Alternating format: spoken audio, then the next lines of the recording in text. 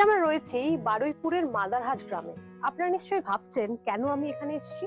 আপনারা খানিকটা ঠিক ধরেছেন। এই মুহূর্তে আমরা রয়েছি একটি বাংলা ছবির শুটিং এ, যেই ছবির নাম ঈশ্বরী। পরিচালনার দায়িত্ব রয়েছেন রণরাজ এবং সাদে আহ্লাদে প্রযোজিত এই সংস্থার ছবিতে রয়েছেন একাধিক তারকা।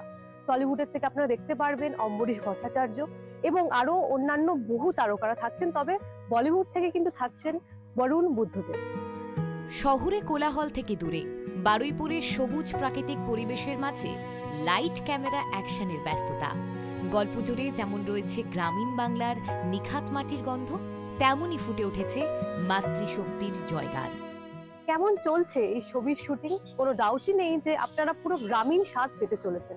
আজকে এই মুহূর্তে যে ফ্লোরে রয়েছি, সেই ফ্লোরে কি কি হচ্ছে, কেমন রয়েছেন আর্টিস্টরা, কি সাজে কোন রূপে আপনাদের সামনে আসতে চলেছে, সবটা আপনাদের দেখাবো শুধুমাত্র আপনাদের জন্য। চলুন।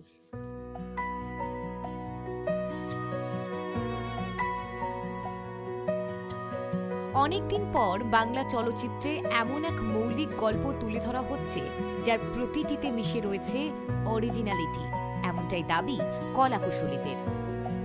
একেবারে অন্য রকমের একটা পরিবেশ, এরকম খোলামেলা আকাশের নিচে শুট, এটা কতটা ওপেন লাগছে বিষয়টা, কারণ খুব একটা আউটডোর শুটিং এরকম একটা গ্রামীণ আমরা খুব একটা দেখে থাকি না।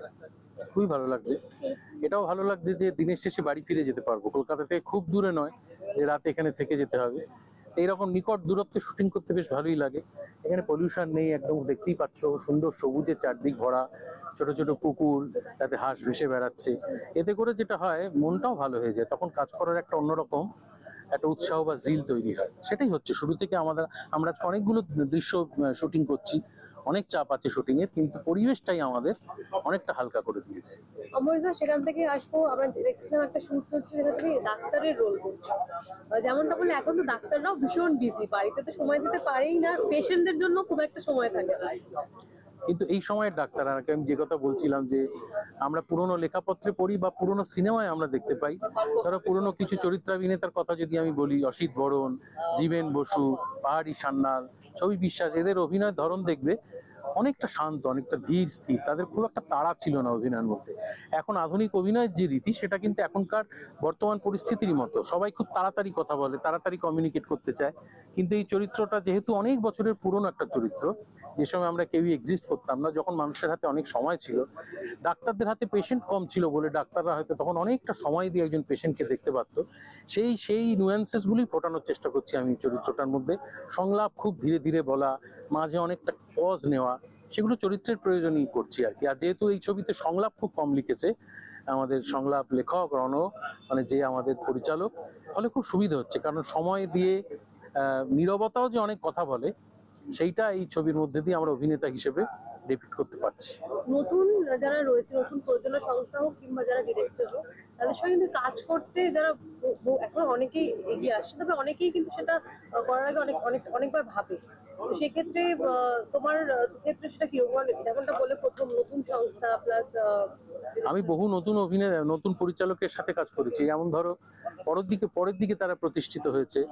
যেমন ধরো পাভেলের প্রথম ছবিতে আমি পাঠ করেছিলাম, অনিন্দ্য চট্টোপাধ্যায়ের প্রথম ছবি ওপেন টি বায়োস্কোপ, যেটা পরবর্তীকালে সুপারহিট হয়ে যায়, সেই ছবিতে আমি অভিনয় করেছি। এরকম আগে যে করিনি তা না, বহু নতুন পরিচালক প্রথম কাজ করছে। আসলে কি বলতো, তার ভিশনটা কতটা পরিষ্কার সেইটা আমি আগে দেখিনি, যে ফ্লোরে গিয়ে তার মধ্যে কোনো কনফিউশন থাকবে কিনা। এমন অনেক অভিজ্ঞ পরিচালকও আছেন যারা হয়তো ফ্লোরে গিয়ে আমি দেখেছি তারা ততটা পরিষ্কার নয় তাদের কাজ সম্বন্ধে, কিন্তু অনেক নতুন পরিচালকও আমি দেখেছি যারা অনেকটা ফোকাসড, অনেকটা বিষয়টাকে ছকে নিয়ে তারপর ফ্লোরে যাচ্ছে। তা আমাদের এই নতুন পরিচালক সেরকমই একজন পরিচালক। তো আমি সেটাই খোঁজার চেষ্টা করি, কে কটা ছবি করেছে সেটা বড় কথা নয়, যে পরিচালক যে ছবিটা করছে সেইটা সম্পর্কে সে কতটা কম্পোস্ট, কতটা ভাবনা চিন্তা করেছে, কতটা শিওর সে কি চায়। আজ যখন স্ক্রিপ্ট শোনো, কোন কোন বিষয়গুলো তোমার পয়েন্টে থাকে, যে হয় না যে এই বিষয়গুলো থাকলে তোমার আরো অনেক বেশি? দেখো, অ্যাজ সাচ সেরকম কোনো বিষয় থাকে না। আমি আমার ঠিকঠাক পারিশ্রমিক পেলেই অভিনয় করি, বুঝতে পারলে? আমি তো একজন প্রফেশনাল অ্যাক্টর, অত কিছু দেখলে হয় না।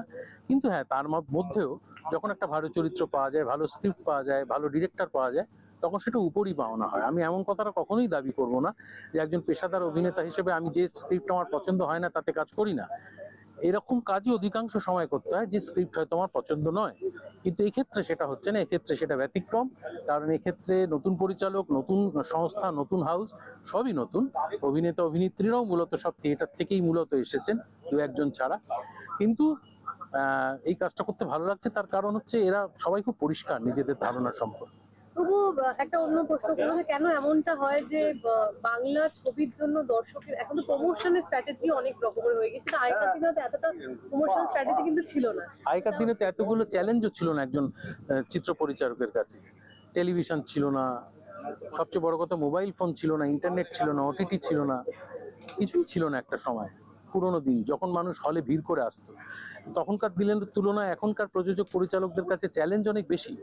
দর্শককে এই সমস্ত প্রলোভন থেকে বার করে হলে আনার যে চ্যালেঞ্জ, সেইটা অবশ্যই অনেক বেশি শক্ত বলে আমার মনে হয়। তার থেকেও কি মানুষ দেখেন, এখনই তো রমরম করে আমাদের আজও অর্ধাঙ্গিনী চলছে, 4 সপ্তাহ হয়ে গেল, এত ভালো ব্যবসা করছে। তো ফলে ভালো কন্টেন্ট দিলে দর্শকরা কিন্তু আজও হাজার প্রতিকূলতা সত্ত্বেও, বৃষ্টি বাদল মাথায় নিয়ে খরচাপাতি করে বাড়ির আরাম ছেড়ে, ওটিটিতে দুদিন পরেই সেই ছবি আসবে সবাই জানে, কিন্তু এতৎসত্ত্বেও তারা বড় পর্দার এক্সপিরিয়েন্স করতে হলে আসে।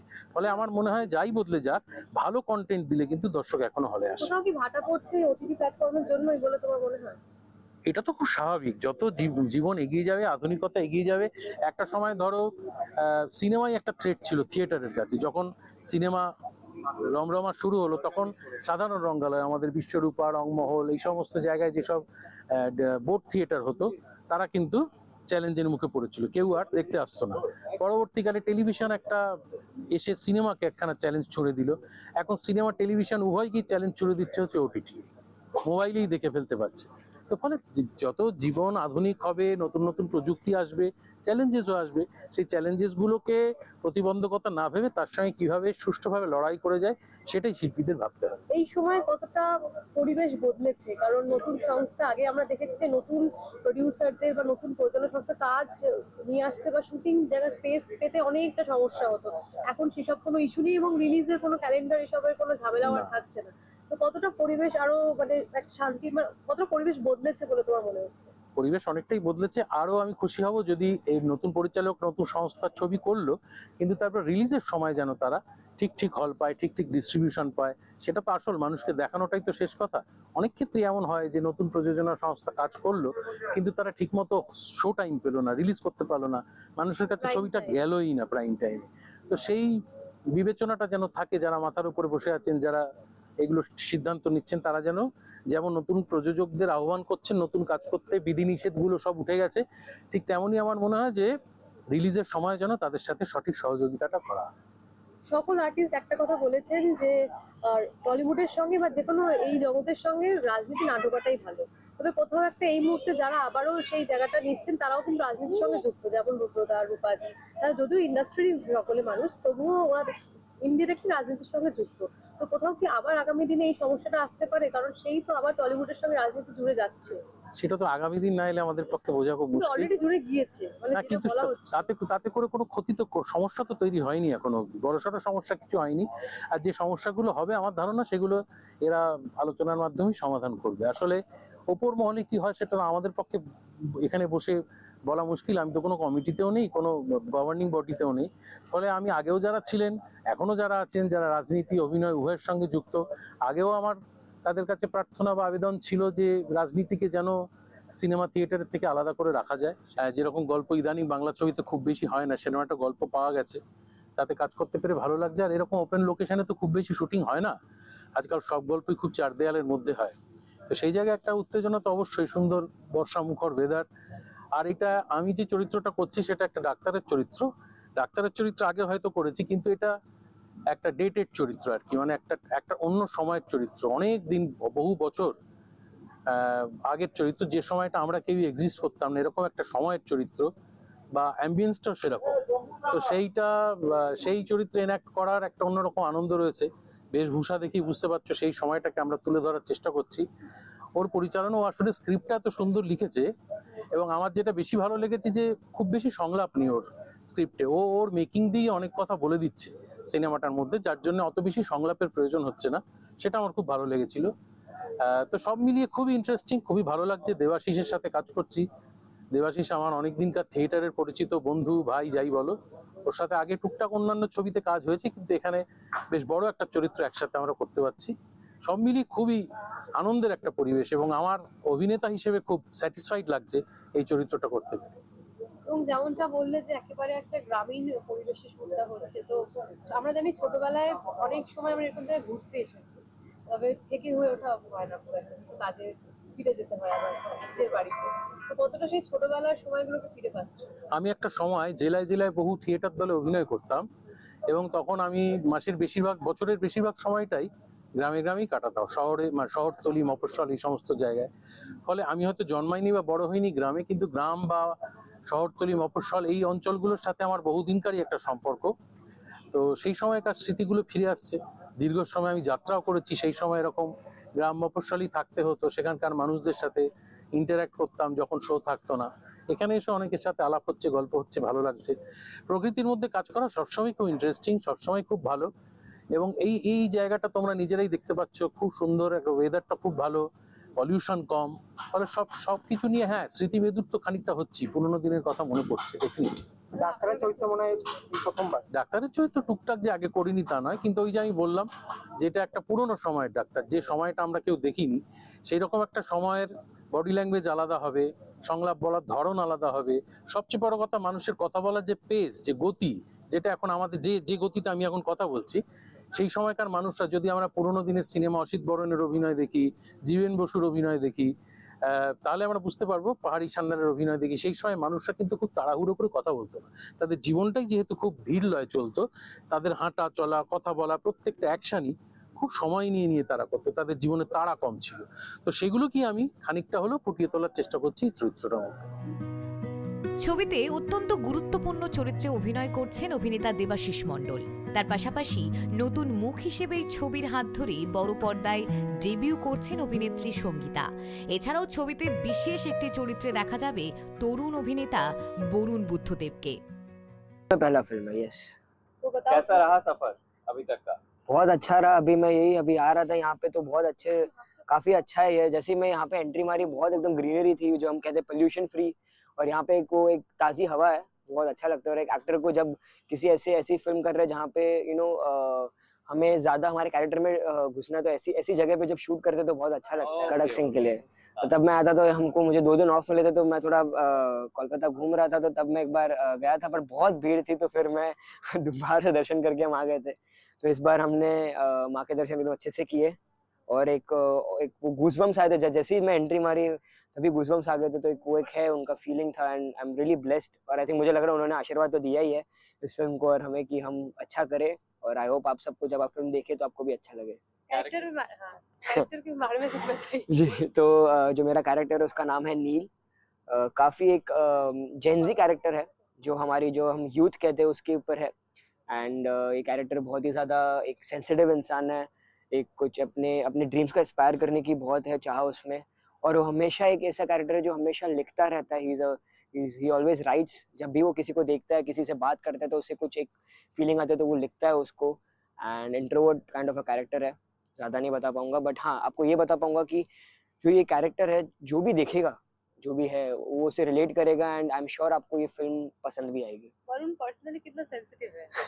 नहीं, मैं इतना सेंसिटिव नहीं हूँ, क्योंकि अब काफी समझ आ गया लोगों के बारे में।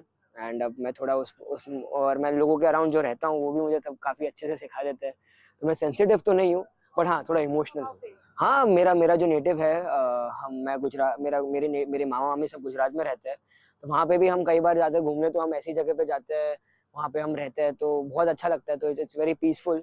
ऐसे अराउंड में रहना थोड़ा हम जो शहर की जो पौच रहती है, ट्रैफिक रहता है, सबसे दूर थोड़ा जब शांत माहौल में आते हैं, तो किसी शांत एनवायरनमेंट में शूट कर रहे होते हैं, तो आपको भी आपके कैरेक्टर को भी एक अच्छा डेवलपमेंट मिलता है, so which is really good for me. तो बांग्ला में का फूड कुछ खाए कल से? कल हम लोग रात को डिनर में हम लोगों ने स्वीट खाया, रसगुल्ले खाए। एंड आज हम लोग अभी देखते हैं क्या है। सर मुझे हमेशा एक नई ट्रीट देते जा रहे हैं। हम लोग रोज रात को जाते हैं, तो हम सर एक नई डिश लेकर आते हैं, देखते हैं आज क्या है। वो सर ने सरप्राइज से रखते हैं मेरे लिए। इट्स लाइक मैं समझ सकता हूँ आप क्या बोल रहे हो बंगाली में।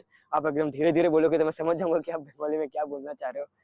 तो ये समझ तो पा रहा हूँ, बोलना थोड़ा डिफिकल्ट है, बट हाँ जैसे है कि কি করবে, আমি তোমাকে ভালোবাসি, ये सब थोड़ा बहुत आता है which is very basic जो हम सीखते जो हम सुनते हैं, so yeah but I'm still learning। খুব ভালো, খুব ভালো। সাদে আহ্লাদে আমার চরিত্রটা এখানে একটা খুব কমপ্লিকেটেড একটা চরিত্র, একটা আমার এই চরিত্রটা গল্পটা হচ্ছে 1905-এ সেট করা এবং প্যারালালি দুটো গল্প চলছে, একটা হচ্ছে 1905-এর আর একটা কারেন্ট টাইমের 2026-এর। তো আমার চরিত্রটা এই 1905-এর একটি গল্পের চরিত্র। তো সেখানে একটি দম্পতি, তাদের নিয়ে গল্প এবং দম্পতির যে হাজবেন্ড সেটা আমি প্লে করছি।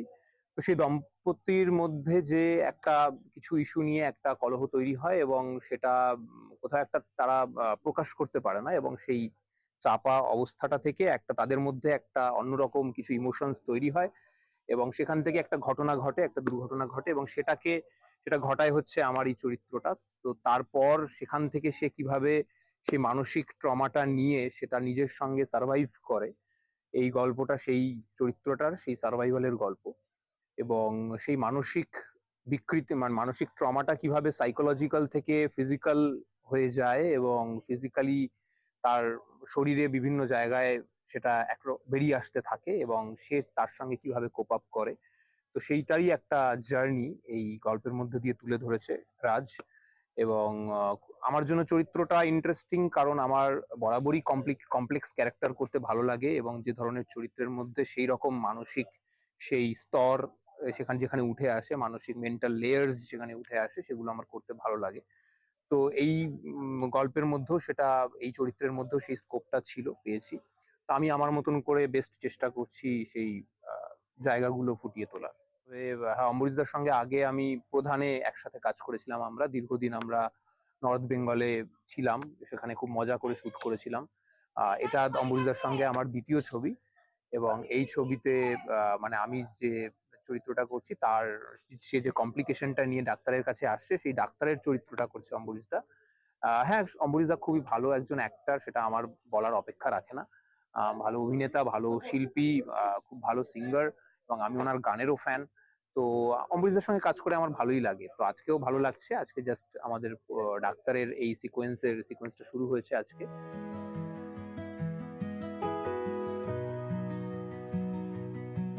এতক্ষণ আপনারা দেখলেন ঈশ্বরী ছবির শুটিং এর কিছু ঝলক। এরকম আরো দেখতে গেলে চোখ রাখুন কে টিভি বাংলার পর্দায়।